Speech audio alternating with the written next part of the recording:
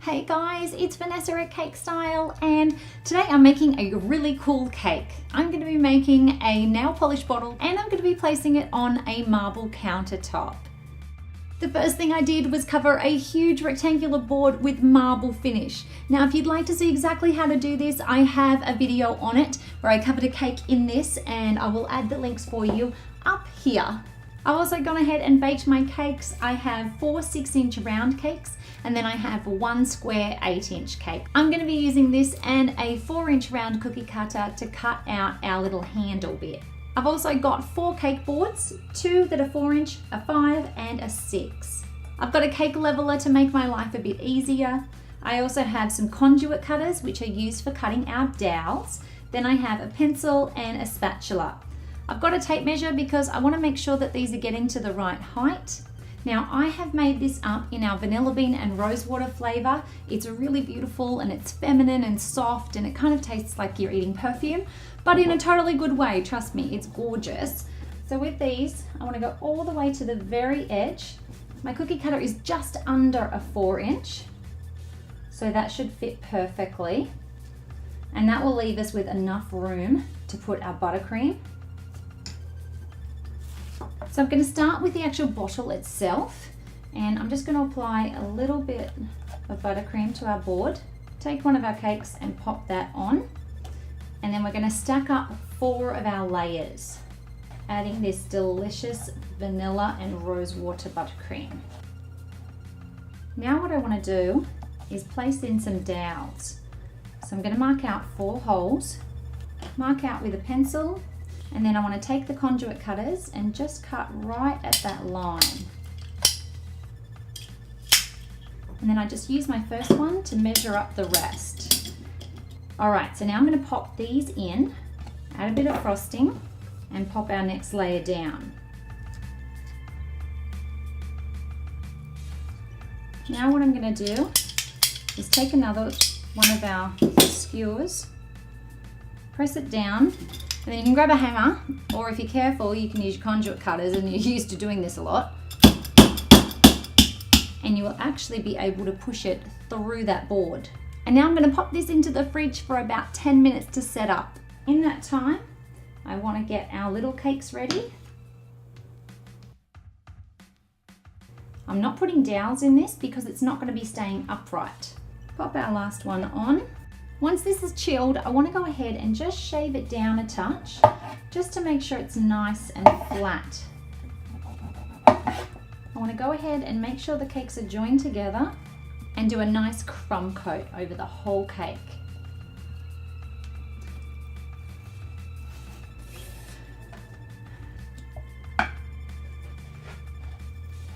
I've got out my modeling chocolate. I have black and purple, and I will add in the description box the link to the recipe and the video for that.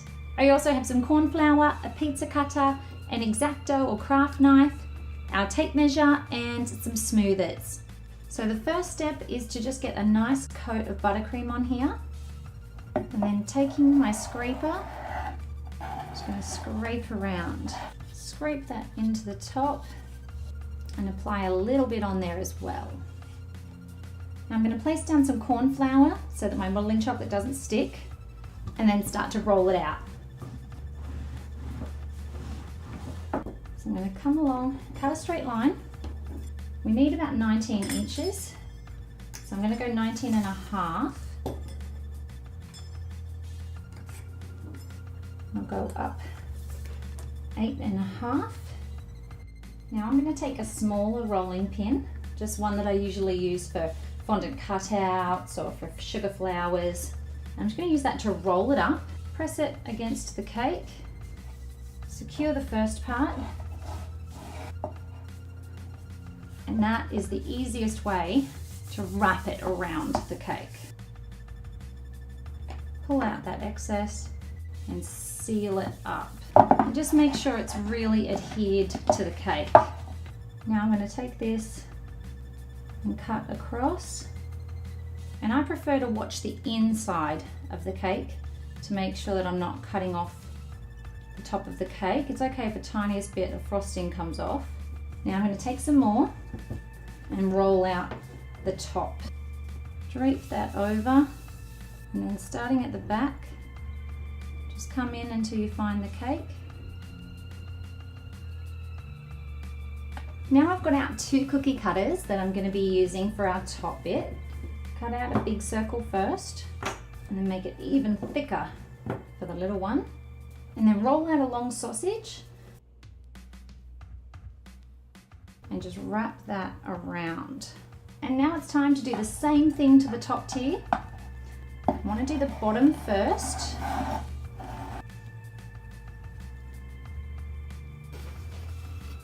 So this time we need to be about 8.5 inches high again, maybe just a touch higher, and 13 inches long. And wrap this around. And then all you need to do is just trim it up. Okay, now I'm going to use a large 4-inch round cookie cutter. It's just a little bit over 4 inches actually. And I'm going to cut out 2 of those.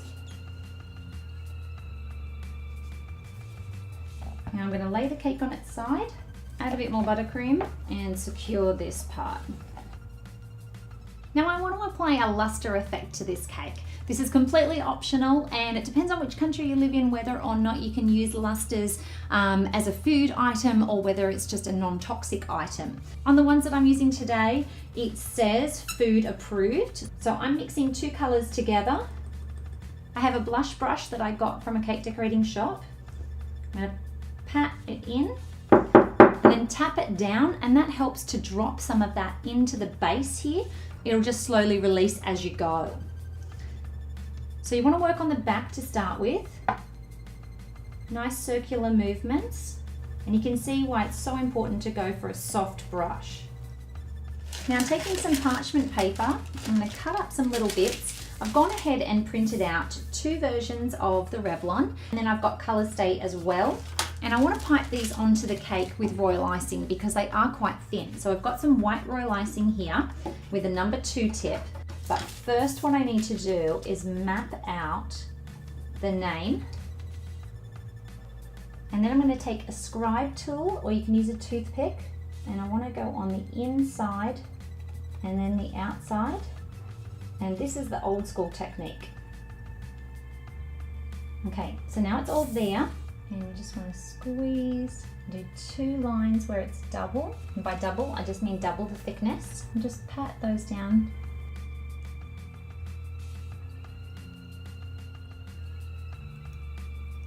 These ones are a lot easier.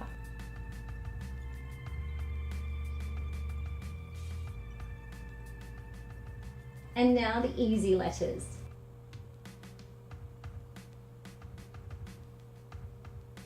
I want to do one last bit of piping here, and it's because most of the time on the top of these it has a number for the colour. Because we're celebrating a 13th birthday, I thought it would be kind of cool to put a 1-3 on it just to make it extra special. So I've got my board, I've got my cakes, I've also got a little bit of white chocolate. I also have some royal icing to attach the cakes to the board. I have a balloon end which I'm going to be using to help us create the drip, and I just need a little bit of heat to make that all happen.